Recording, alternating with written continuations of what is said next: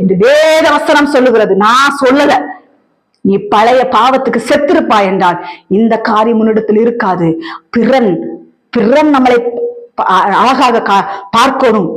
வெளியில நம்ம தோட்டத்துல அழகா நம்ம மரியாதையா நடங்க, நல்ல துணி போடுங்க, நல்லா இருங்க, நான் வேண்டான்னு சொல்லல.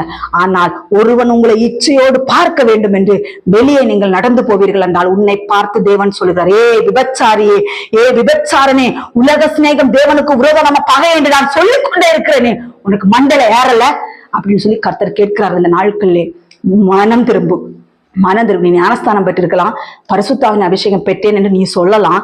ஆனால் அவருடைய கனிகளினாலே அவர்கள் அறிவீர்கள் என்று வேத வசனம் சொல்லுகிறது.